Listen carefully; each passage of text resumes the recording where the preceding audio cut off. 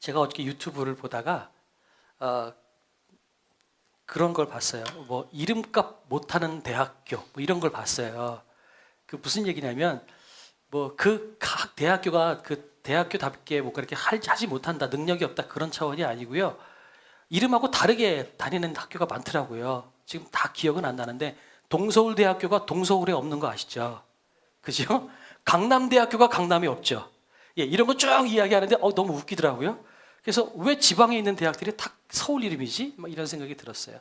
이름 값을 못하는 대학교 뭐 이렇게 유튜브 떠는데 좀 제가 재밌게 봤어요.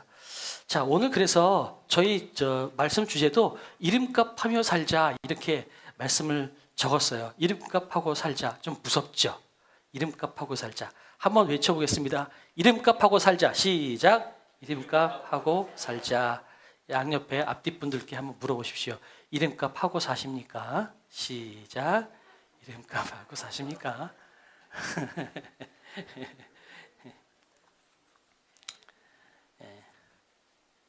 저는 성격이 좀 더러웠나 봐요. 부모님이 저를 낳고 나서 어질게 살아라. 그래서 가운데다가 어지린자를 집어넣어놨어요.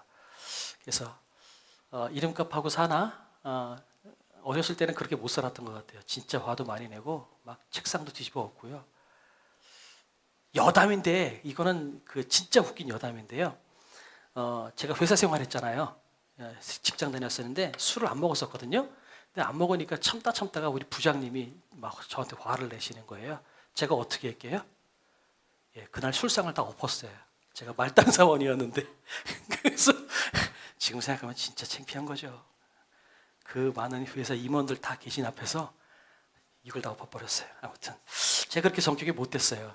그래서 어지린자를 집어넣나 그런 생각이 드네요. 자, 이름값 하고 살자. 오늘 이제 어떤 주제로 이름값 하고 살자라고 이야기하는지 한번 나눠보도록 하겠습니다. 오늘은 사대교회에 대해 이야기를 할 거예요. 사대교회. 지난주에 서머나교회 우리가 나눴잖아요. 서머나교회는 하나님이 질책하신 게 없어요. 칭찬만 하셨어요. 니네 열심히 사는구나. 힘들지. 근데 끝까지 살아라. 이게 지난주의 말씀이었거든요. 근데 사대교회는 하나님이 칭찬이 없어요. 그냥 질책부터 하세요. 그래서 지난주에 서머나교회와 오늘 사대교회가 얼마나 분위기가 다른지를 한번 보도록 하겠습니다. 사대교회가 어디냐면요. 여기 보면 이 두아디라 교회가 이쪽이거든요. 두아디라 지역에서 밑으로 한 48km, 50km 정도 내려가면 있는 사대교회가 여기가 있어요. 그런데 이 사대교회가 어떤 지리적 여건을 가지고 있냐면 이 앞에는 팍툴루스라고 하는 강이 흐르고요. 뒤에는 투몰루스라고 하는 산이 있어요. 그리고 이 사대 같은 경우는 높이 250m, 해발 250m 되는 높은 지역에다가 성을 지었는데 그 성을 어떻게 지었냐면 삼면을 낭떠러지가 있는 곳으로다 성을 지었어요. 그러니까 남쪽 한 군데에만 길이 있어가지고 사람들이 지나다니고 모든 통로가 한쪽으로만 다닐 수가 있는 거예요. 삼면이 다 낭떠러지니까 아무도 다닐 수가 없는 거죠. 그래서 여기가 난공불락의 요새라고 이야기를 합니다. 이게 이제 옛날 말로는 사르디스라고 하거든요. 예전에 페르시아가 바벨론을 침략해서 페르시아가 자아갔다가 이 페르시아가 바사죠. 페르시아가 점점 커지면서 바벨론을 잡아먹을 때 이 사르디스에 그런 일이 있었다는 거예요. 이 사르디스 성을 침략을 하려고 갔는데 너무 난공불락의 요새고 빈틈이 없으니까 도무지 저 성을 먹을 수가 없더래요.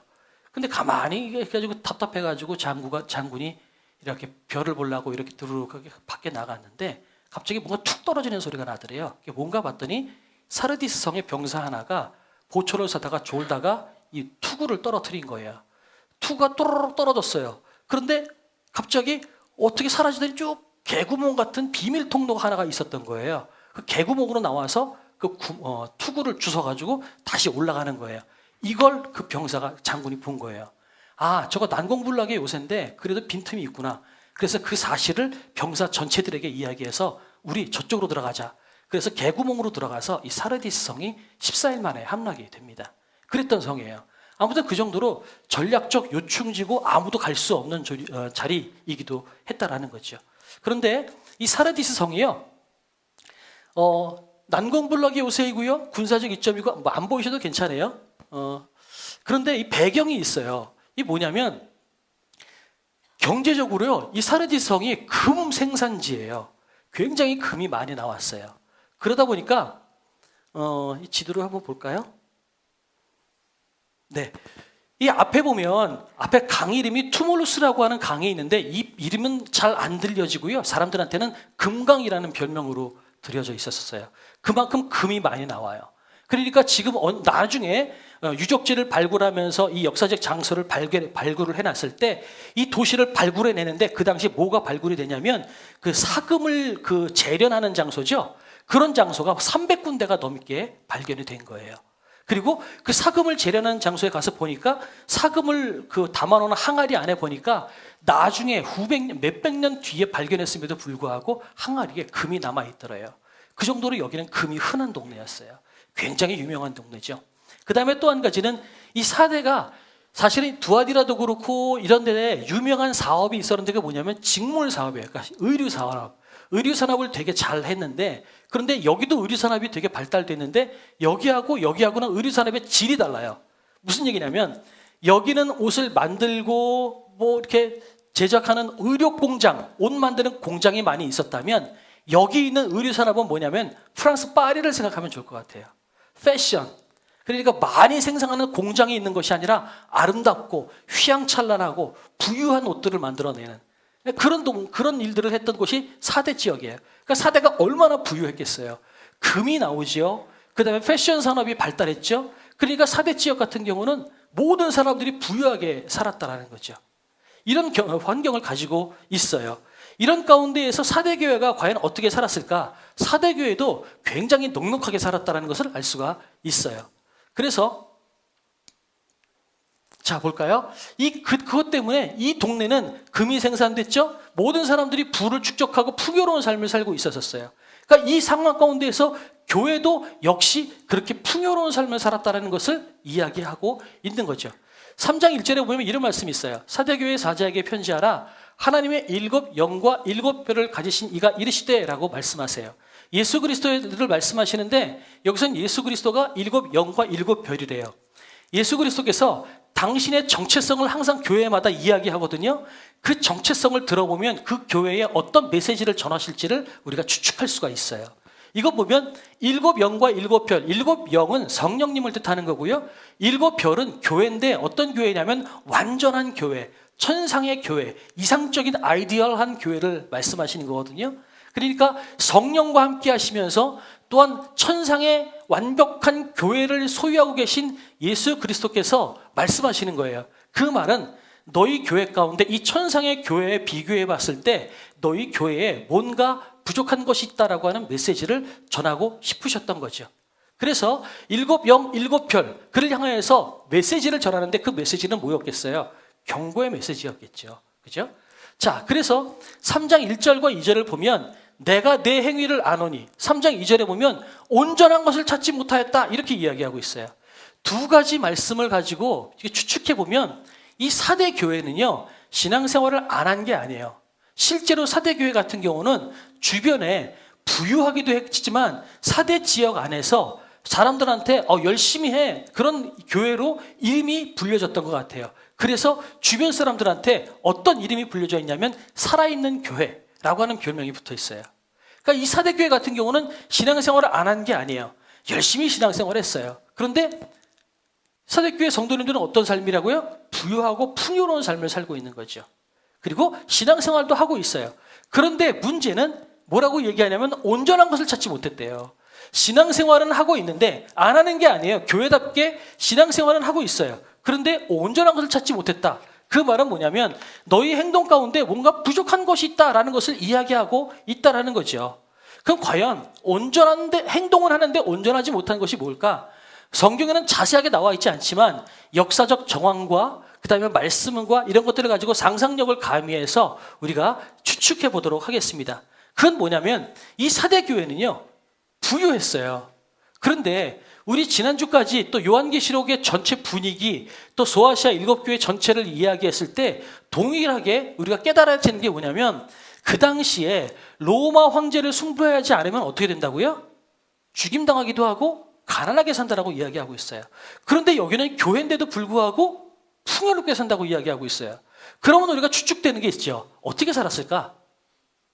한 발은 교회에, 한 발은 세상에, 밖에 담고 있는 거예요. 그러니까 교회 안에서는 열심히 주여 주여 외치고 주님만이 나의 모든 것 되십니다 라고 이야기합니다. 그런데 밖에 나가면 자기가 그리스도인이라는 사실을 숨기고 그들하고 똑같이 살아가는 거죠. 그들이 하는 모습 똑같이 하고 그들이 사는 것 똑같이 사는 거죠. 그러니까 밖에 나가면서도 어려움을 당하지 않는 거예요. 그러니까 이런 것들을 추측할 수가 있다는 거죠. 사람들이 봤을 때 겉모습으로 보면 되게 열심히 사는 것 같아요. 야, 저 교회는 복 받았나 봐. 교회 열심히 다니는 다른 동네 두아디라 교회, 서머나 교회, 에베소 교회는 신앙생활 한다고 그러면서 맨날 핍박당하고 어려움 당하는데 저 교회는 신앙생활도 열심히 하는데 교회도 나날이 부흥하네? 건물이 막 쭉쭉쭉쭉 올라가네? 그거 보면 어떤 생각하겠어요? 우리 기본적인 생각으로는 아, 저 교회는 복 받았구나. 그죠? 우리는 보통 그러잖아요. 잘 되고 돈 많이 벌고 커지면 복 받았구나 이렇게 생각하고 어려움 당하면 저거 잘못한 거 있겠지 이런 생각하잖아요. 그러니까 이 사대교회 같은 경우는 쭉쭉쭉쭉 올라가니까 사람들한테 와, 저 교회는 살아있는 교회야. 이렇게 별명이 붙는 거예요.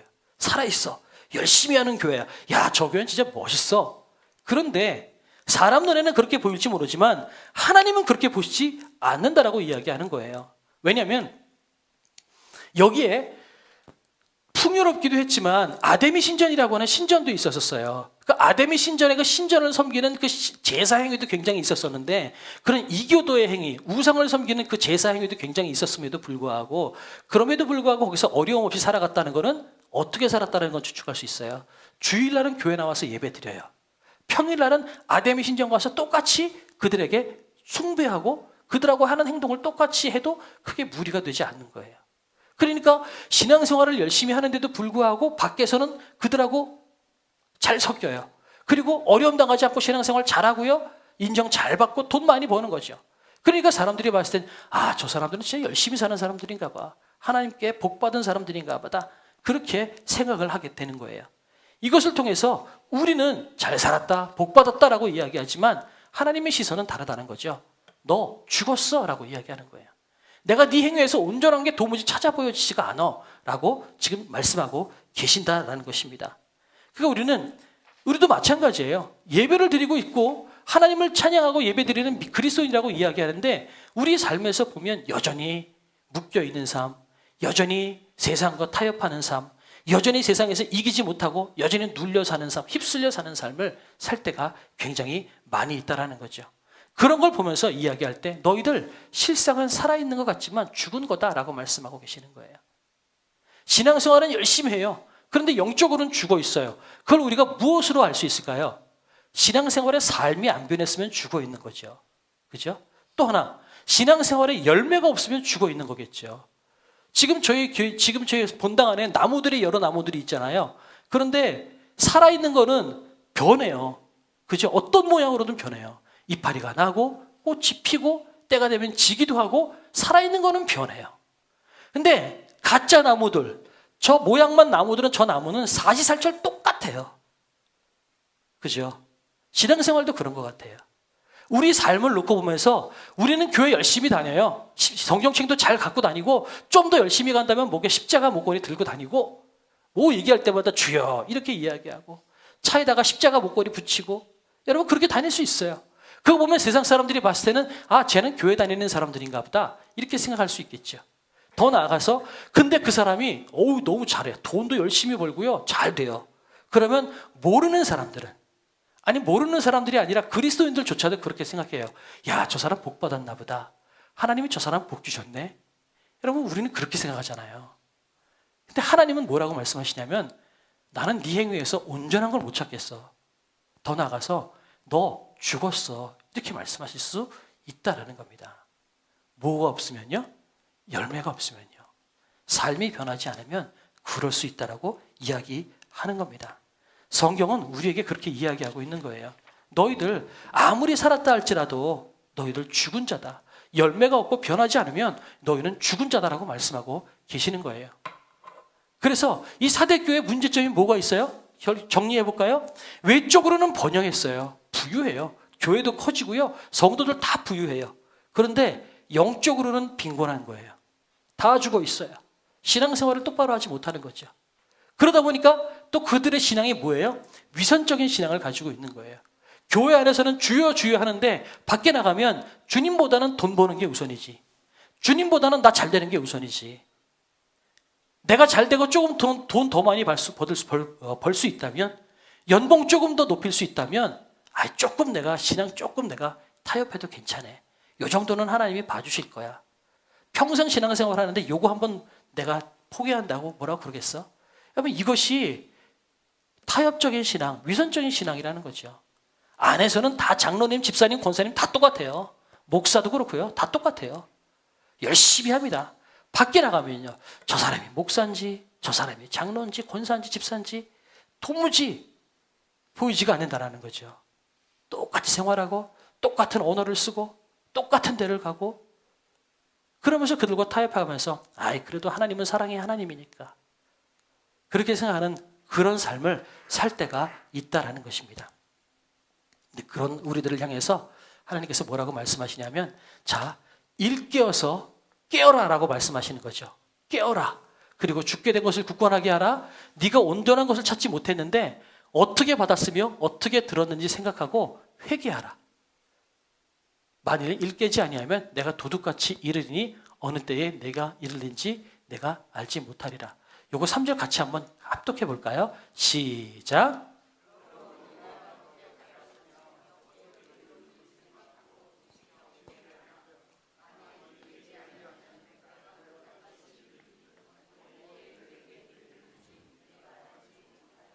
아멘. 정확하게 사대교회가 어떻게 복음을 받아들였는지는 모르겠어요. 그런데 중요한 건 이들이 처음 복음을 받아들였을 때는 굉장히 어려웠었을 거예요. 그죠? 지도를 제가 안 보여드리겠지만 이 소아시아 7교회 지역은요, 크고 작은 교회로 따지면 예전에 사도 바울이 전도하러 다니면서 거쳤던 교회들이에요. 여기가 사도 요한도 베드로도 거쳤던 장소들이거든요. 그럼 이 교회에서 처음에 복음을 받아들였을 때 어떻게 받아들였겠어요? 사도 바울이 복음을 이야기하고 예수 그리스도를 이야기했을 때 에베소 교회만 한번 놓고 볼까요? 자기들이 가지고 있던 마술 서적들, 자기들이 가지고 있던 우상들 다 갖다가 태워가면서 내가 예수님만 섬기겠습니다. 그죠? 이것 때문에 핍박당하고 어려움 당함에도 불구하고 그리스도가 나의 구세주이십니다. 이분이 나의 삶을 인도하고 계십니다. 이게 맞습니다. 라고 고백하고 자기들이 섬겼던 우상의 재물들을 다 갖다 포기했던 그런 동네가 그 당시 에베소 교회였죠. 에베소 교회가 그랬다면 서머나 사대 그 동네 지역 교회들이 아마 비슷한 상황이었을 거예요.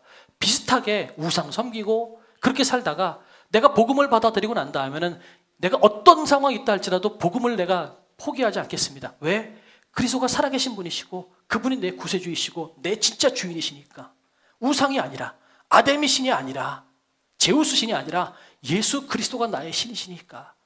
그렇게 믿고 고백하고 어려움을 포기하고 뚫고 나아가서 믿음을 고백했을 거라는 거죠. 정확하게 나와 있지는 않아요. 그런데 그것을 추측할 수가 있는 거죠. 네가 어떻게 받았으며 어떻게 들었는지 생각해봐라. 그리고 뭐라고 말씀하세요? 회개하라. 회개하라는 거예요. 그러니까 우선은 깨어나야 되는 거죠. 네 자신을 한번 돌아봐라. 우리가요, 마치 강물에 내가 몸을 얹어 있으면 나는 아무 생각하지 않아도 강물에 쭉쭉쭉쭉 흘러가는 것처럼 그냥 아무 생각 없어도요, 아침에 눈 뜨면 그냥 스케줄이 허락하는 대로 눈 뜨면 닦고 나가서 일하고 들어오면 피곤하니까 밥 먹고 조금 누워있다가 자고. 여러분, 이렇게 생각하면 우리는 살아갈 수 있어요. 다 그렇게 살아갈 수 있어요. 조금만 정신줄 놓으면요, 우리는 다 그렇게 살아가요. 그런데 그 상황 가운데서 내가 깨어있지 않으면 내 정체성은 뭐지? 내가 어떻게 살아가고 있지? 내가 오늘 어떻게 살고 있지? 여러분, 이것을 매 순간순간 깨어서 내 자신을 확인하지 않으면 우리는 살아있으나 죽은 자처럼 그냥 세상에 흘러갈 때가 많은 거죠. 그래서 아침마다 우리가 새벽 기도하시는 분들, 아침마다 말씀을 듣고서 오늘 이렇게 살아야지 고백하고, 저녁에 자기 전에 내가 오늘 어떻게 살았지? 내가 하나님 앞에서 오늘 죄진 건 뭐지? 그거 점검하면서 하나님 오늘 살게 하셔서 감사합니다. 기도하고 주무시고. 이게 여러분 깨어있는 삶이 될 수밖에 없는 거예요. 안 그러면 어떻게 되는 줄 아세요? 아까 말씀드렸던 것처럼 눈만 뜨면 너무 바쁘잖아요, 여러분. 그죠?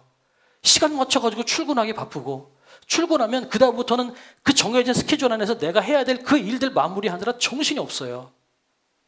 그죠? 그렇게 살다가 집에 들어오면 졸려서 꾸벅꾸벅 졸다가 집에 오고, 오면 밥 먹고, 그러면 그냥 자는 거예요. 여러분 이렇게 한 달만 살아보세요. 그러면 나중에는 뭐가 되냐면 내가 뭐지? 이렇게 되는 거예요. 내가 뭐지? 돈 버는 기계인가? 내가 뭐지? 근데 예수님께서 말씀하시는 거예요. 깨어라. 깨어라. 그리고 네가 처음 복음 받았을 때를 생각해라. 너 인생의 주인을 바꿨던 그 순간을 생각하면서 그 위대한 순간을 기억하고 지금 네가 잘못 살고 있는 것을 회개해라라고 주님께서 우리에게 말씀하고 계시는 거죠. 근데 우리가 이런 말씀을 들으면서 변명이 생각할 수 있을 것 같아요. 아니, 예수님도 이 땅에 살아보셔서 알겠지. 예수님, 우리가 그렇게 어떻게 삽니까?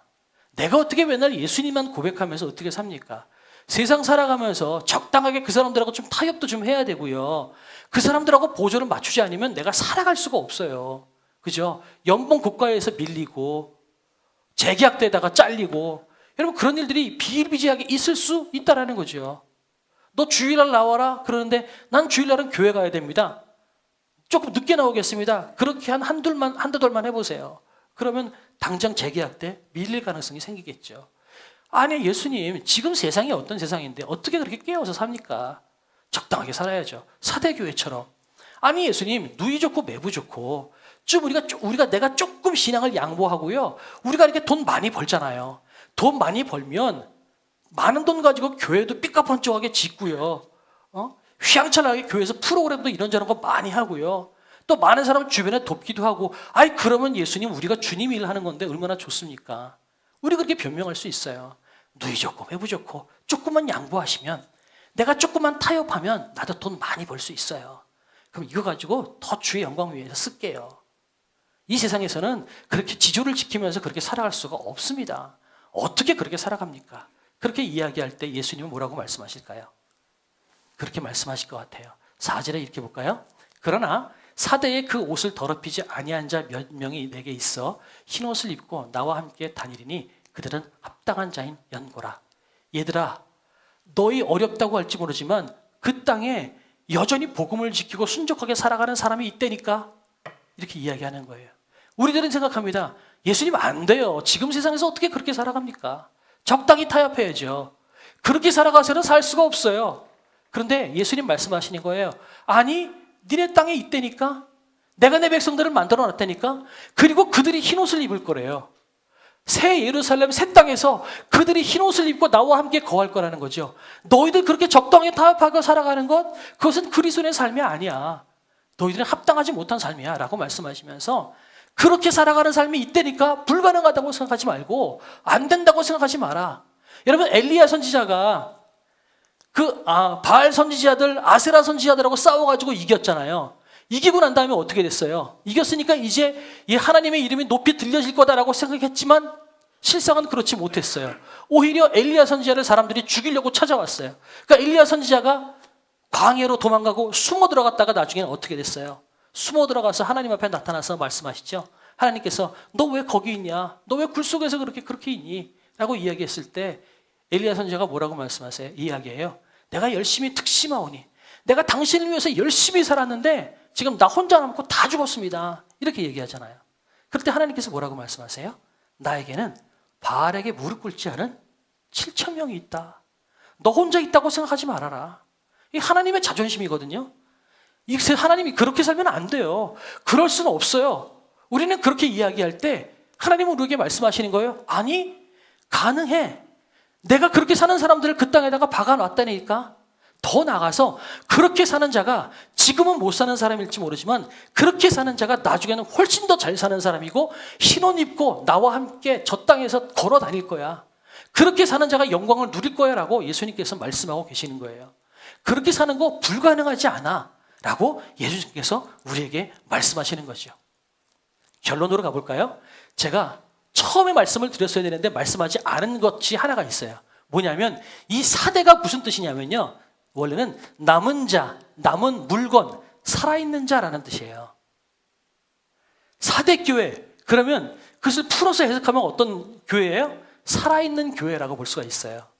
그러니까 오늘 성경에 보면 네가 살았다 하는 이름은 가졌으나 죽은 자로다라고 이야기할 때 우선은 그들의 겉모양이 신앙생활을 잘하고 멋있게 신앙생활을 하는 모습을 보면서 사람들이 와, 저 교회는 살아있어, 저 교회는 복받았어 라고 하는 뜻도 있을 수 있겠지만 또 한 가지는 뭐냐면 교회 자체 이름이 살아있는 교회라는 거예요. 그런데 예수님께서 뭐라고 말씀하세요? 살아있다고 하는 이름은 가졌는데 죽었구나 라고 말씀하시는 거예요. 그래서 제가 이거 보고 이름값 하며 살자, 그 얘기를 하는 거예요. 사대교회는 모든 환난과 괴로움과 아픔을 뚫고 나가서 살아있어야 되는 교회인 거예요. 세상 모든 것들이 망한다 할지라도 남아있는 자, 끝까지 신앙을 지키고 버텨서 흰옷을 입고 예수님과 함께 저 새하늘 새 땅에서 새 예루살렘에서 걸어야 되는 사람인 거예요. 그런데 그렇게 있어야 될 사대교회가 먼저 죽은 거예요. 그러니 예수님께서 말씀하시죠. 너 살아있다라고 하는 이름은 가졌는데 너 죽었구나. 무슨 말씀하시는 거예요? 너 이름값 못하고 있구나 라고 하시는 말씀입니다. 우리 생활도 마찬가지예요. 여러분 신앙생활 어떻게 하고 계십니까? 여러분에게는 여러분의 이름 석자가 있죠. 근데 그 이름 석자 말고요, 그 뒤에 궁극적인 이름이 또 있어요. 뭐가 있죠? 그리스도인, 하나님의 자녀. 말씀 볼까요? 같이 한번 읽어보겠습니다. 베드로전서 2장 9절입니다. 시작. 그러나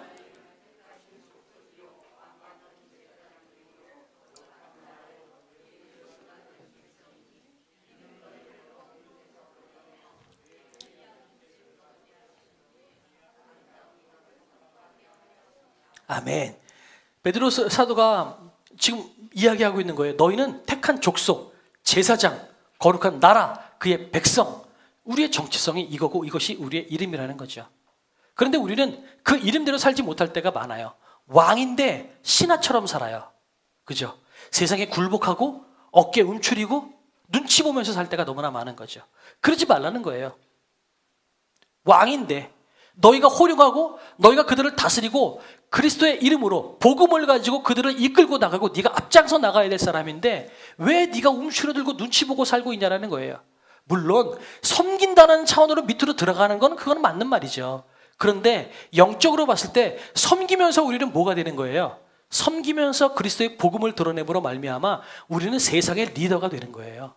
세상을 사랑으로 복음으로 호령하고 통치하는 삶이 우리의 이름이라는 거죠. 그런데 우리는 이 세상을 살아가면서 눈치 봐요. 이렇게 하면 안 될 텐데, 이렇게 하면 뒤처질 텐데.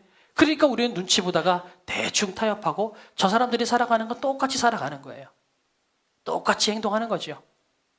그러다 보면 어떻게 되는 줄 아세요? 여러분, 그 사람들이 나중에 우리를 우습게 봐요.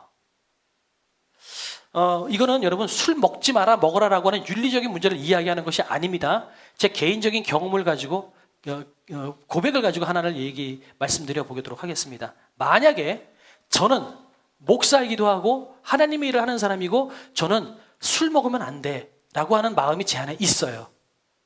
제가 그렇다는 거예요. 여러분들 그러지 말라는 얘기는 아닙니다. 그런데 제가 그런 얘기를 하고 있는데 제가 회사 생활을 하다 보니까 제가 영업부를 했거든요. 수출 업무를 맡았어요. 그러니까 바이어들을 만나야 돼요. 사우디 사람들, 외국 사람들을 만나서 그 사람들 술 대접을 하는 일을 하는 게 제 밤에 하는 일이었어요. 그런 일을 할 때 여러분 마음 가운데 술 먹으면 안 되는데 그런 마음이 드는데요. 제가 말단 사원이잖아요. 처음에 입사하고 신입사원인데 영업부 들어가서 그 일을 해야 되니까 여러분 그게 되겠어요? 안 되겠어요? 마음에는 정말 지옥 같은 마음이 드는데도 한쪽으로는 나 이거 하면 잘리는데 안 하면 잘리는데 그래서 부장님 따라다니면서 같이 접대할 때 따라다니고 계속 그랬던 거예요. 근데 이게 한 달, 두 달 그렇게 하다 보니까 마음에 어떤 거 생기냐면 마음이 무너져요. 제가 그리스도인이라는 그런 정체성 자체가 사라져 버리게 되더라는 거죠. 죄송하지만 저는 회사를 그래서 그만뒀어요. 예. 이것이 잘한 거라고는 저는 할 수는 없을 거라고 생각이 들어요. 저는 약했기 때문에 그것을 피한 거라고 생각이 드는데 저는 여러분께 제어를 반면교사 삼아서 여러분께 권면드리고 도전드립니다. 피하지 마시고요.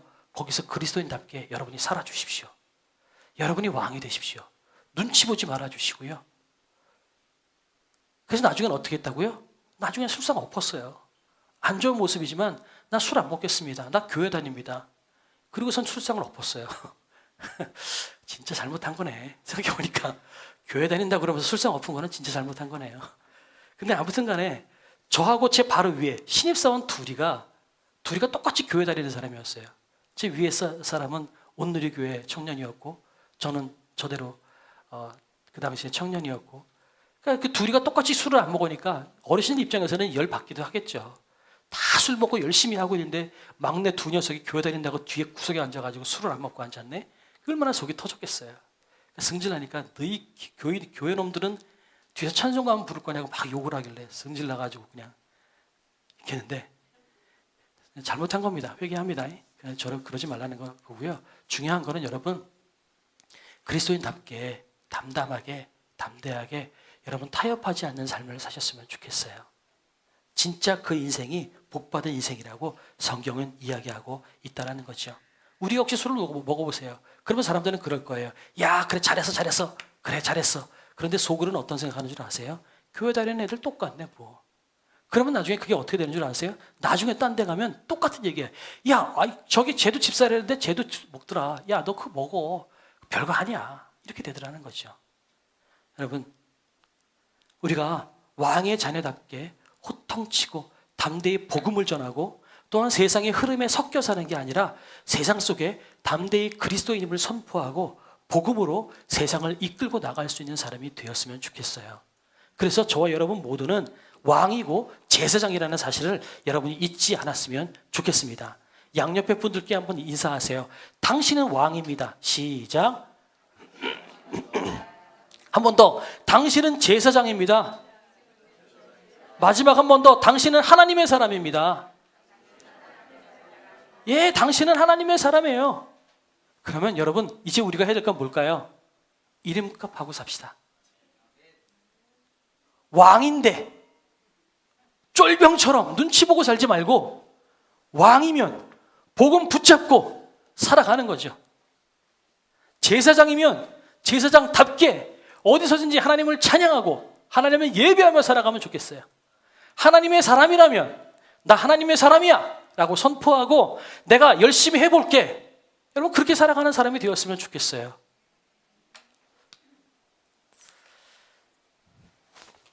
그렇다면 우리 점검해 보겠습니다. 여러분 가운데 이 사대교회 사람들처럼 그냥 눈치 보면서 적당히 타협하면서 살아가는 그런 삶을 살고 있습니까? 아니면 여러분, 내가 그리스도라는 이름으로 세상을 호령하며 내가 정체성을 포기하지 않고 살아가는 삶을 살고 있습니까? 또 한 가지, 사대교회는 결국은 자기의 복을 위해 살아가는 거예요. 자기 유익을 위해서. 왜냐하면 타협해야 잘 사니까. 타협하면 돈 많이 벌고 타협하면 금을 얻으니까요. 그렇다면 우리 이걸 가지고 또 도전을 얻을 수 있는 거죠. 내가 주님을 찬양하고 예배하는 것이 주님을 진심으로 사랑해서 찬양하고 예배하는 건가? 아니면 내 유익을 얻기 위해서 주님을 찬양하고 예배하는 건가? 여기에 대한 질문이 나올 수가 있겠죠. 지금 사대교회는 자기들이 교회 하나님께 예수 그리스도에게 맞추는 것이 아니라 예수 그리스도가 자기들에게 맞추길 원하는 삶으로 신앙생활을 했다는 거예요. 그런데 우리는 사대교회를 비난하기가 어려워요. 왜냐하면 우리의 신앙생활도 그럴 때가 많거든요. 우리가 예수님에 맞춰서 예수님의 명령에 순종하며 살아가기보다 예수님이 나한테 오세요. 나에게 맞추세요. 내가 열심히 신앙생활하고 찬양할 때 내 예배 받으시고 내가 좀 이렇게 적당히 타협할 때 눈 감으셔서 내가 뭐 하는지 모르셨으면 좋겠어요. 내가 직장 생활할 때는 나랑 따라다니지 마세요. 그렇죠? 부끄러우니까 나 오지 마세요. 쳐다보지 마세요. 관여하지 마세요. 그러다가 교회 나오면 주님, 내 모든 것 되십니다. 혹시 우리가 이렇게 고백하고 있지는 않은가요? 또 나가서 그래서 우리의 삶 가운데 열매가 과연 있겠냐라는 거죠. 자, 왕 같은 제사장, 거룩한 나라, 택함 받은 소유, 그의 소유된 백성, 뭐예요? 그의 아름다운 덕을 선포하게 하려 하십니다. 결국 뭐예요? 복음 전하게 하려 하심이라고요. 우리를 그렇게 왕으로 세우시고 그리스도인으로 만드신 이유는 왕답게 살아가고 그리스도인답게 살아가서 그것을 통해서 그리스도가 살아계시다는 사실을 너희를 통해서 세상 사람들이 보게 만들라고 우리에게 말씀하고 계시다라는 것이요. 자, 하나님께서 예수 그리스도께서 사대교회를 향하여서 살았다는 이름은 가졌으나 죽은 자로다라고 말씀하셨습니다. 그러면 오늘 예수님께서 우리 반석교회를 향해서 뭐라고 말씀하실까요? 주는 그리스도이시요 살아계신 하나님의 아들입니다라고 하는 베드로의 고백을 통해서 야, 바요나 시몬아, 네가 맞다. 그렇게 말씀하셨죠. 네 고백 위에 내가 교회를 세우리라. 그러면서 반석교회가 나온 거 아니겠어요?